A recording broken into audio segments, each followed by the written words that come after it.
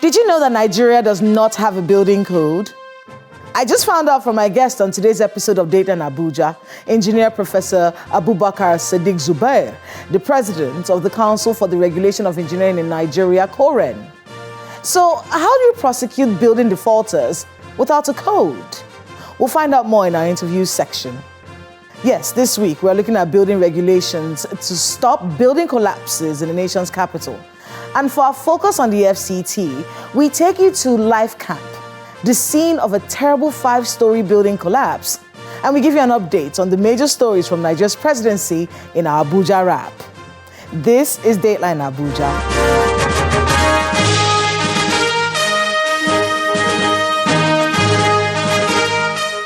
Hello and welcome to Dateline Abuja. I am Kayla Megwa. Let's begin with our Abuja wrap. What happened this week in the Bola Ahmed Tinubu presidency? Take a look. In what appears to be a reversal of the tax policy of the immediate past administration, President Bola Tinubu has signed 4 executive orders suspending the 5% excise tax on telecommunications services, among others. Addressing a media conference, the Special Advisor on Special Duties, Communications and Strategy, Mr. ALAKE, made the announcement, explaining that the President's actions are in fulfillment of his promise to address business-unfriendly fiscal policy measures and multiplicity of taxes. President Bola Tinubu, in fidelity to the pledge to put Nigerians at the center of government policies, has signed the following executive orders. Executive Order 1, the Finance Act, Effective Date Variation Order 2023, has now deferred the commencement date of the changes contained in the Act from May 28, 2023 to September 1, 2023. Order 3, the President has given an order suspending the 5% tax on telecommunication services as well as the excise duties escalation on locally manufactured goods.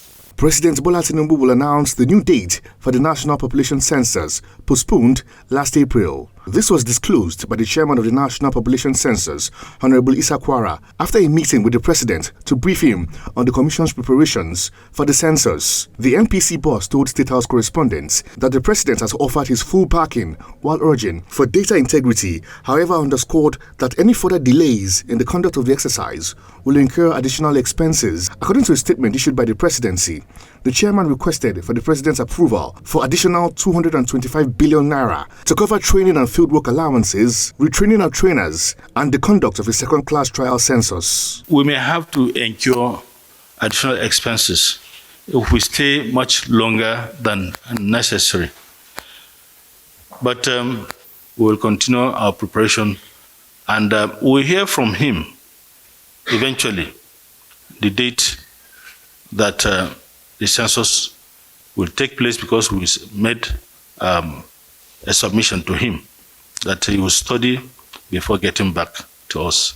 President Bola Tinubu is confident that his administration is on the right track to achieve success despite the challenges. However, every available help will be appreciated. The president made the remark when he received officials from the Bank of America in his office. The president says his government is committed to instituting reforms that would advance sustainable growth and development in the country. President Bola Tinubu has assured the business community of his government's commitment to policy consistency and a better business climate to attract investment. The president gave the assurance when he received a delegation of the Shell Petroleum Company Limited, SPDC, led by the director of Global Upstream, ZUBAIR, in his office. According to a statement issued by the Special Advisor to the President on Special Duties, Communication and Strategy, Mr. ALAKE, the President recalled that attracting fresh investment was a promise he personally made to Nigerians, and he will do whatever it takes to fulfill it. The Senate has set up an ad hoc committee to investigate the consistent failure of governments to complete the East-West Road since 2006. The upper chamber set up the committee on Tuesday after considering a motion sponsored by Senator Barinada Mpigi on the urgent need for construction of the One-Eleme axis of the East-West Road. The Senate further directed the ad hoc committee to invite the Group Chief Executive Officer of the NNPC, the Managing Director of the RCC Construction Company, Permanent Secretaries of the Ministry of Works and Housing, Niger Delta Affairs, Petroleum Resources and Finance. They are to present They are to present detailed information on reasons for prolonged delays and abandonment of the projects. The politics of who gets what in the Senate as regards the positions of presiding officers has been concluded as the President of the Senate, Godswill Akpabio, has announced the names of the majority and minority principal officers of the upper chamber. He made the announcement at the resumption of legislative proceedings on Tuesday. APC, the All Progressive Congress, caucus of the Senate, after due consultations, have emerged with their leadership, which will be the fulcrum of commencing other businesses in the chambers. So I'm happy to announce that by consensus, the Senate leader is Senator Opeyemi Bamidele. He will be the majority leader of the Senate and the Senate leader. Senator Mohammed Ali Ndume will be the chief whip of the 10th Senate. Senator David Umahi, by your consent, will act as the deputy leader, and Senator Oyorola Isha Ashiru will be the deputy chief whip. Honorable Julius Nyobere from Edo State and Kingsley Chinda from Rivers State have emerged as the majority and minority leaders of the House of Representatives. The announcements were made by the Speaker of the House, who also listed the rest of the entire leadership of the House. There were no dissenting voices to the announcements. The NNPP and the Labour Party also formed part of the minority leadership. The House of Representatives has resolved to set up an ad hoc committee to convene a legislative summit on Students' Loan Act, which will involve all key stakeholders to develop a plan for smooth implementation of the Act for the benefit of the indigent Nigerian students. This follows a motion stating that while the intent of the Students' Loan Act 2023 is highly commendable and well received by a large segment of the general public, particularly the Nigerian youths, there are some loopholes that might impede its smooth implementation for the overall benefits of Nigerian students. The House also resolves to constitute an ad hoc committee to convene a legislative summit on student loans and access to higher education with all stakeholders in the education sector and policymakers in order to ensure effective and efficient implementation of the program and to report back within 3 weeks for further legislative action. I so move, Mr. Speaker.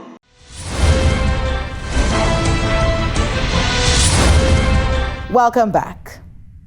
Another week, another building collapse.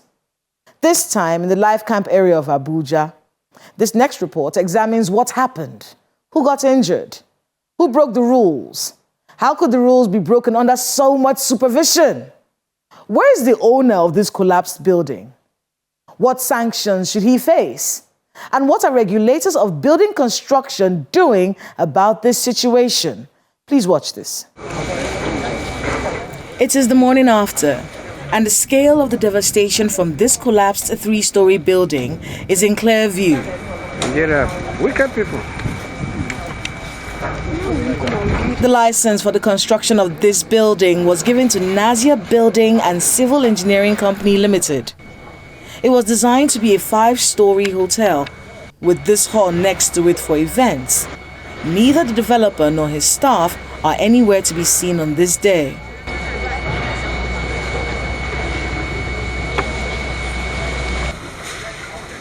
Rescue efforts are over, and as the bulldozers rummage through the rubble, the representatives of the Council for the Regulation of Engineering in Nigeria blame the building collapse on the developer, who continued to build despite an order to stop building after a failed integrity test.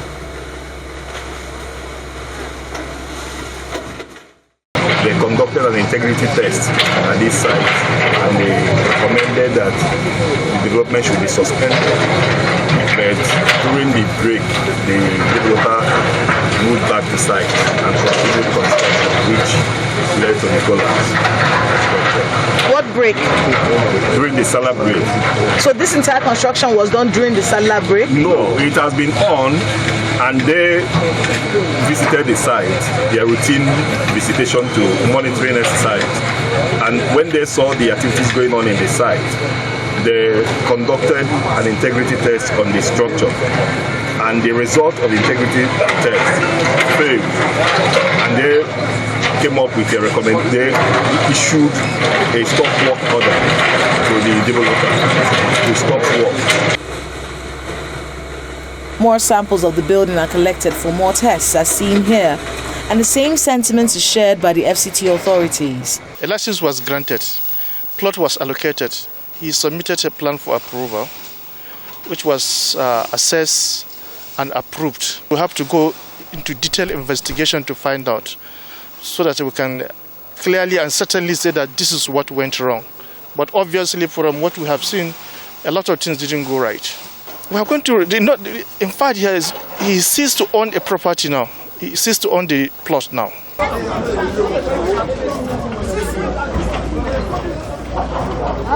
You don't need too much video.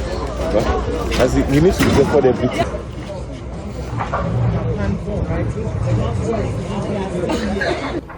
Workers try to save what they can from the next building before the demolition begins, as the FCT authorities say the building also failed the integrity test.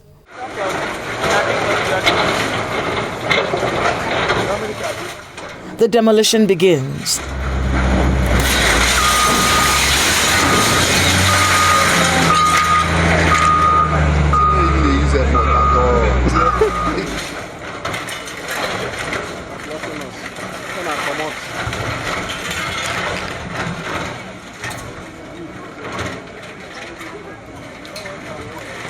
There's no way you can get approval for building without getting the guidelines, that these are the standards and these are the methods and these are the quality of things, materials you are going to use.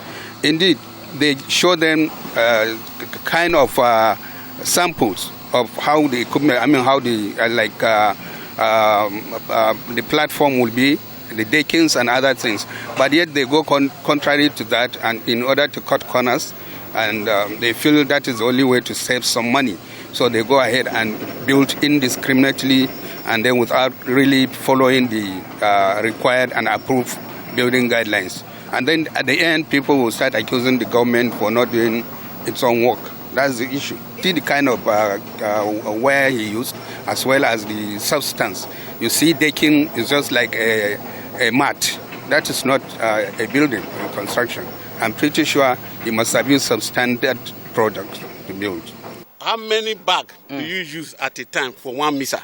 Meanwhile, we came across one of the site workers called Nuhu, who was being questioned about the quality of the casting done in the collapsed building by the Chairman, Council of Registered Builders of Nigeria, Mr. Kennedy Aimiwu. I just start with 5 sand, then 6, 5 sand, 6, 5 stone, 6 sand. He now told me that no, I should put less than 1 bag. The owner, I should not put 1 bag. I don't know whether you understand me. The developer was granted license to build on this land. However, the structure failed an integrity test, and the developer was instructed to stop the construction, an order which he disobeyed. Though no lives were lost as a result of this collapse, it opens up the door to the issues facing residents of the nation's capital, who end up living in houses such as this one, susceptible to hazards and collapses, which in many cases result in the loss of lives of people. What are the standards to be adhered to by developers? And is there any way to check that those standards are adhered to by builders? Or do we just hope that builders are people of conscience and do what's right? In any case, there are laws guiding these sorts of building collapses in the FCT. As with this situation, the land has been revoked and no compensation will be paid no matter how much is lost thanks to the building collapse.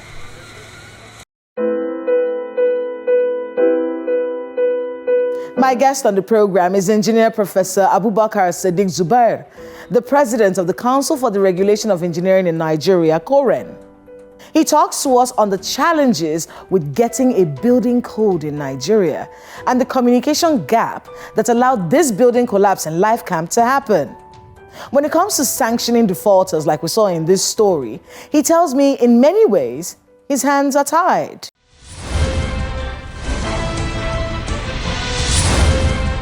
Engineer Professor Sadiq, welcome to Dateline Abuja. Thank you very much.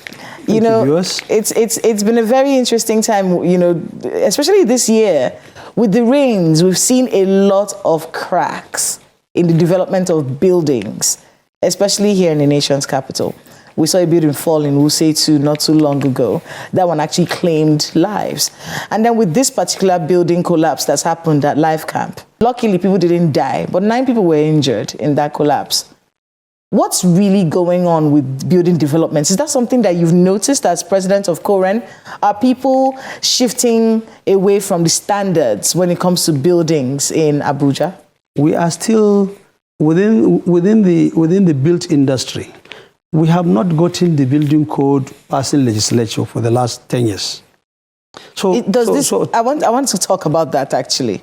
Yeah. Has Nigeria ever had a building code? We almost had it. It went to the National Assembly and it became stale.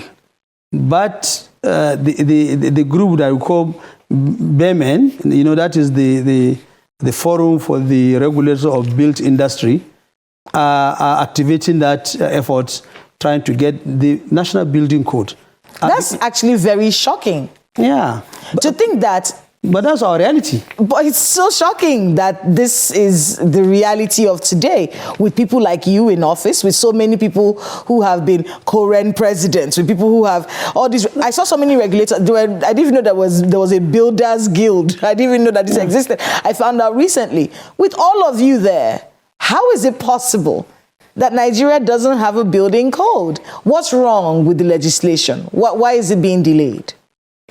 Well, to what I know, it has all the technical stuff in it, but it's the procedure of the legislation that made it, you know, made the speed to be at a snail speed. When it comes to actual checks and balances on the behaviors of developers, like the one that we saw in LifeCamp, that we saw a lot of issues that led to the collapse of that building. In fact, it was from KWARRA that I heard that a test was done on that building, and he had failed that test. And then, of course, the FCTA had asked the developer to stop building. But during the Salah break, he went on. He decided he obeyed at first, and then he went on during the Salah break to continue building. And then the rains fell, and that building came crashing down. What role do you play in the checks and balances of the behaviors of developers who do not adhere to the rules that have been set? This is supposed to be. They are supposed to share, you know, information between in this case the development control and our ERM team. That social site has been identified to fail after 1, 2, 3 visits. And that happened in this case? That happened in this particular case. But I think what happened in this particular case is the diligence and the collaboration between the development control department and the ERM team of KWARRA. I think it seems there is some communication gap, and the builder or the owner exploits and continued, you know, to disregard the stop work order. And then ideally what should have happened is after the stop order, the ERM team from KWARRA and the supervisor should have a follow-up and then seal the site. Now that's the next thing. So that didn't happen in this case? That didn't happen. Sealing the site will mean that anybody who gets into that site has committed illegality and they are liable for prosecution.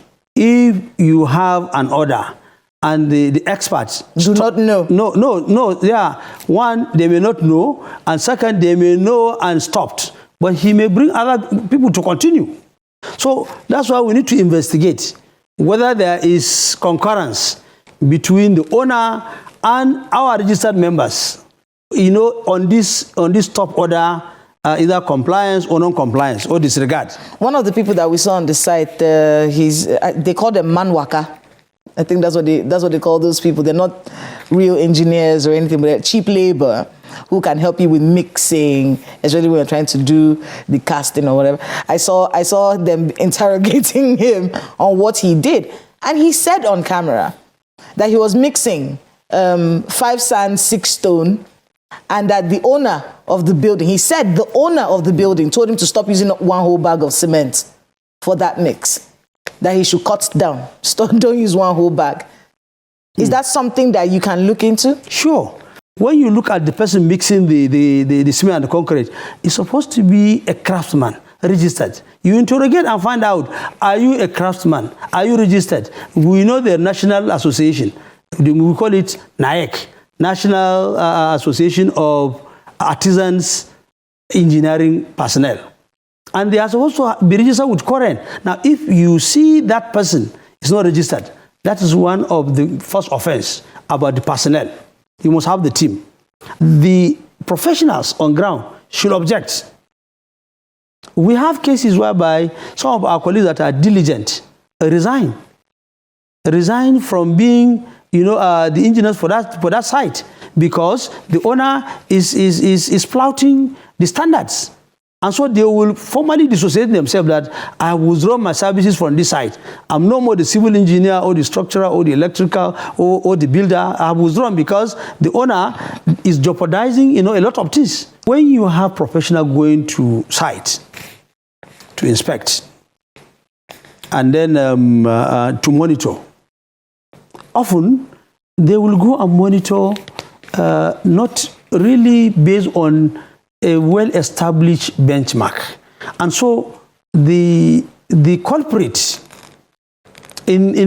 often is the owner or even our professional colleagues who will err and do what we call sharp practice, will escape, because when you go to court, there are instances that happens to us. You go to court, the court will ask you, okay, give us your regulations. I found myself in such a situation, I recall about 4 or 5 years back. What does the regulation say?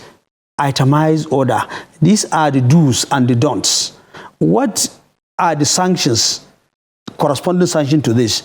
The law has this blind eye. They said, if you don't precise the sanction, the penalty, either in terms of fine or either in terms of withdrawal of license, whatever, the court will tell you that these are not very clear.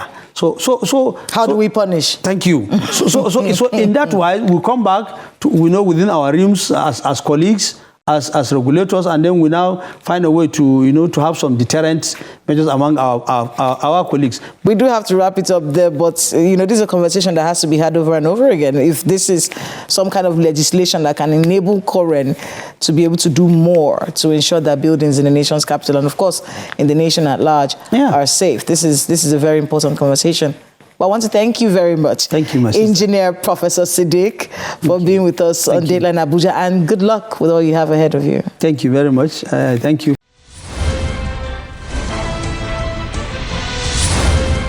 Thanks to my guest and to everyone who spoke to us today on the program. There's a policy in the Federal Capital Territory Administration. When a building collapses, the land is forfeited and revoked, and the place is converted into a park or a garden for residents around that neighborhood. This is good. However, these people who endanger the lives of others for selfish interests must be seen to face the full wrath of the law. It's a shame that one could be so callous with the lives of others. They must be punished. Don't deceive yourself. I watched all that money go down the drain with the building collapse and the demolition that followed. Add to that the revoking of the builder's license. And I thought to myself, whatever money this person thought they were saving by cutting corners was so not worth it. It always pays to do the right thing eventually. That's Dateline Abuja this week. Please let us know the happenings in your neighborhood using the social media handles showing right now on your screen. Thank you so much for watching. I am Kayla Magwa. See you next time.